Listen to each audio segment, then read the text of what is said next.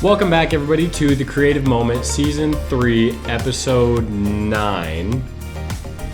I'm Dante Bullhauer. I'm a photographer. Jamie Bullhauer. And he's just Jamie Bullhauer. Yeah. The writer hurting. Formerly known as Jamie. So I'm still hurting just a touch. It's okay. It's okay. Okay. Got all that out. Yep. We're good. Let's dive right into today's episode. Greener grass. Someday we're going to get that. All right, today we are talking about the other realms of creativity and how they divulge and play a part into your specific creative realm. So, for example, how my photography, how writing or art or music plays into that sort of thing. For you, maybe it's the other way. It's photography playing into writing and things like that, although apparently you're not a writer anymore, so maybe we have to get a new co-host. But let's go ahead and dive into it. So, well, because we talked, it has been mentioned before in other ones, but it's an interesting element in photography, and we just touched upon it. But it'd be interesting because you talk about how you try to have a story told in your photography, and especially sports and stuff that can kind of lend that way, but even other. So how do you actually do that? How do you thought process going on, like capturing it and deciding on, because that's obviously a writing element that plays a factor in your creativity. Yeah, so for videos, it's a little bit more literal because I storyboard my videos. So there is writing that goes into that, and there's voiceovers sometimes that kind of help guide that story. With photos, it's a little bit harder, and we've talked about this because a photo is just whatever you see immediately is all that has to tell the whole story, where a video you can like weave it throughout the video. So when I like some photos that I know that I want to get or know that I kind of have an idea of, it really just kind of plays into, and we talk about this a lot, emotion, and what can I pull from maybe some writing, something from a book or a poem or something like that, or a song, and how can I make that emotion be conveyed through photography, the same emotion that I felt whether I was writing or reading that piece. And so it's the like main, or the connecting chord is bringing that emotion out of whatever it is and then conveying it in the way that I do best, which is obviously photography and stuff. Same with like graphics. Okay, so we're gonna get deep, but this one might ramble and might deep. So I was thinking of the Aurora football pitcher. I think it's the quarterback. Receiver, how do you? But yeah. What? Receiver, but yeah. As a receiver, okay. But how do you decide? And I understand that sometimes it's just in the moment, even in writing. Like last night, I just wrote one that kind of hit a little bit with some people as I was walking, and I sat down, and it was like a first draft type. I get that, but there's got to be some skill set and something. Because you could take a picture of somebody who just lost state championship and not tell that story. How do you get that? What are the filters that are running through your head to create that story? Yeah, so with those kind of specific ones, like I love taking, I'm obviously at a lot of championship stuff, and I have the same shot at the championship trophy. So a lot of times I like to get the loser because there's raw emotion on both sides. And so just trying to convey it, like in that moment, I just remember, because I had taken that specific player's senior photos and stuff, so I kind of knew him a little bit. And so there's a little bit of backstory also. Yeah, so you kind of know, you have a little bit of a connection and rapport with them, and so you kind of know even how small, a little bit of their personality, kind of like, I knew that this kid would want a photo of him winning or losing just because of the emotion that played, and it's still a significant moment in your life. And so I'm just thinking about like what connects the deepest with like the audience and the player? What would connect them, in that sort of way? Obviously, I could have just shot them just kind of standing, shoot down at him, and all you would see was the ground. But I got low so that you were kind of shooting on his level because he was like kneeling down or whatever. Yeah. And you got the crowd, pretty blurry, but you got the crowd in the background. Yeah, because the background, if I remember right, actually is pretty dark. Yep. So it's like this ominous. Yeah. And so like it, and I do this with everything, but I center framed him because it's Well, but that was purposeful. Yes, that one totally because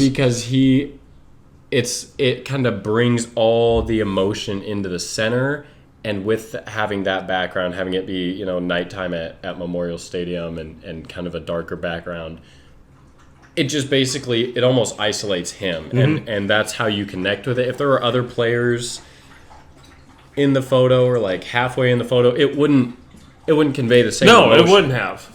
And so, like, that's why there some of the other pictures where they're going through the lines, getting their runner-up medals. I don't get the other players, and I purposefully move the angle so it's just them, because it does. All you can look at is the emotion on their face or their body language or whatever. So for that, it's just more about like I'm just thinking about okay, if I like kind of thinking about the finished product. Would this convey that emotion? What do I need to do to get that emotion out of it, type thing? So, okay, but you had mentioned and because again that photo there is and you can show it on obviously the video version of this. There's just a little bit of green, okay, and he's kneeled down, helmet and he's almost symmetric the way that he's like.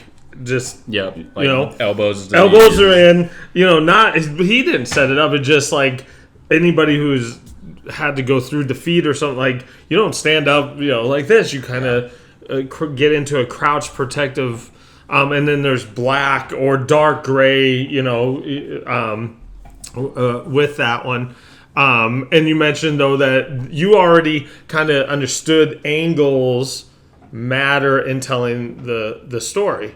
And as in writing and stuff like that, depending on what you're focusing on, what you write about and stuff. And that's actually one of the aspects of photography that I'm trying to incorporate a little bit better is I'm calling it framing and not because I'm working on my short stories and I started getting organized and ready to kind of complete at least one of my novels. And it's like, okay, what is the picture, the frame that I want them to focus on here instead of describe, because it helps to decide on what to describe, what important elements, sentences that you can maybe take out because like if it were a player in that frame, you taking out that sentence that doesn't necessarily help further on that emotion, you take it out. You or like you saying not having the other players in there because that would have been a total different story actually. And it's just like, okay, how when I read this, what is the and art and stuff like that too. And I'm just calling it framing. I'm just making the term up with that. But it's like, okay, I kind of don't spend more time describing things or dealing with stuff that I don't need to because that's not in the picture that I'm trying to create, at that moment. Interesting. So I think universally, but specifically for us too, music also plays a huge part in influencing writing and photography. They're like, and for me, video, obviously, because yes. Yeah. How does that how does music or that type of thing play into your writing? Is there some, I know with your some of your poetry that you perform, sometimes you get kind of into like a rhythm type thing. How does that play into your writing? There's two things going on music-wise at the moment especially, and one is me trying to write more for spoken word / slam poetry, and I'm hoping to get onto some stages this summer and perfect that. And we talked about it a little bit, but in traditional poetic forms, there's a lot of meter, rhythm that is exactly dun, dun, dun, dun. A sonnet is iambic pentameter, which just means dun, dun, dun, dun, dun. And that's a lot of hard work actually getting the right words in place to create that rhythm. In regards to spoken word and slam poetry and stuff, you have a lot more freedom and you can move people throughout the poem. But I'm finding out that learning. So I was actually just listening this afternoon to Rabbit Run by Eminem, and it's from the 8 Mile soundtrack. And also I noticed, and I probably will do this on my other podcast. I have a podcast I break down lyrics. Podcast. Yeah. For the love of lyrics, we'll link it. Yeah.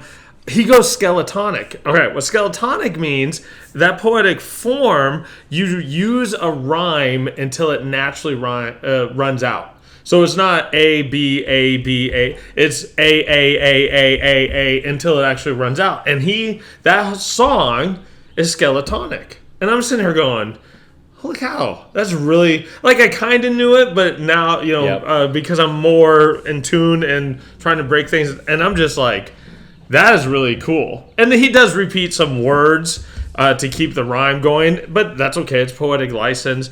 But he switches, I swear, and again, that's now on my list. I think he only uses 4 rhymes, like an A, a B, a C, and a D, and runs that rhyme until it kind of runs out.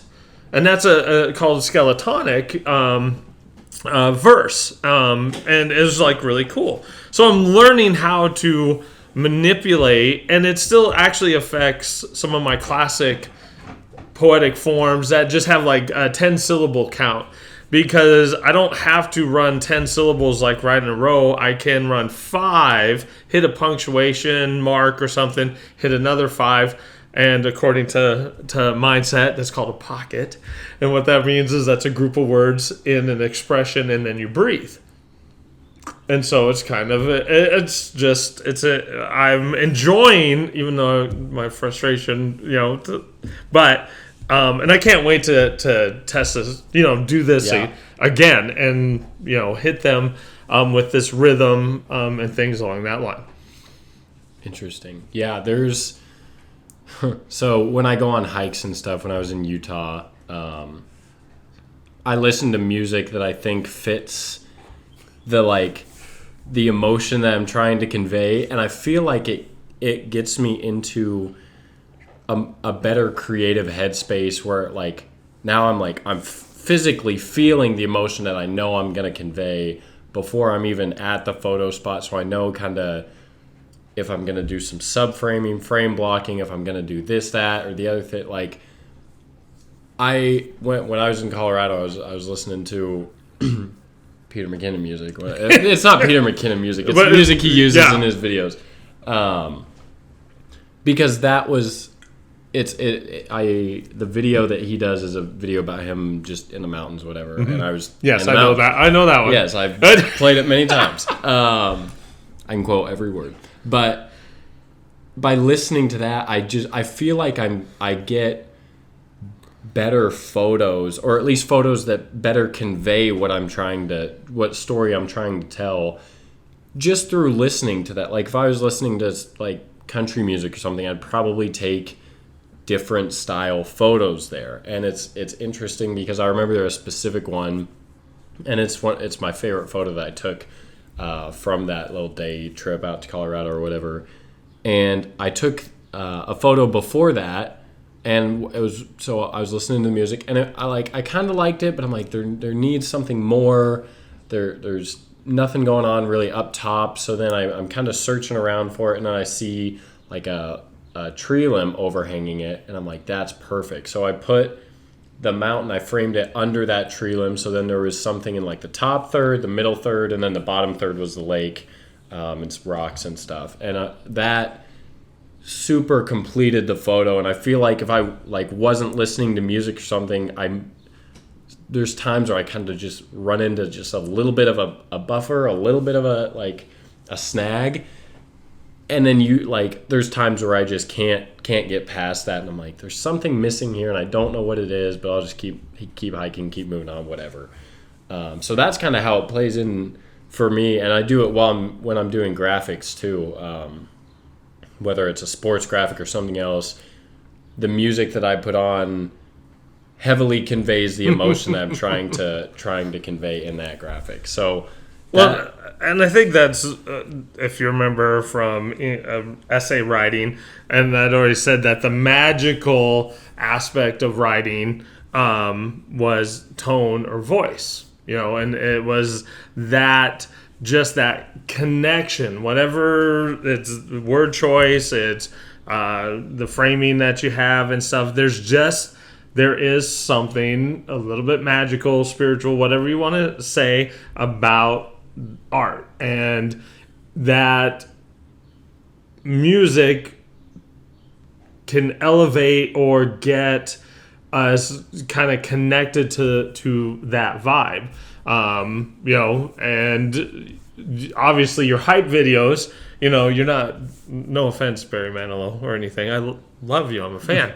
You're not playing any music like that for the intro to state track. Like, that's not what you're doing. You could. I mean, Copacabana could be just like, but it's like, it's just kind of, there's just a little bit of a natural truth aspect of tone, voice, what you're trying to convey. And you can get it wrong. I could get it wrong with word choice. Your colors can be off on a commitment graphic or something like that, and it just makes people like literally horror movies use it intentionally with like they'll play some old song that's kind of like happy or whatever, and it's a happy song and it's kind of a creepy environment, and together you just know it's not supposed to be there, so it makes you more uneasy. 1409?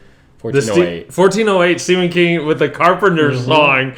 We've only just begun. And that just makes you that much more on edge because it's not, subconsciously you know that's not the vibe that is going on. So that's an interesting thing. And like that's something that I don't think is really appreciated because you don't know.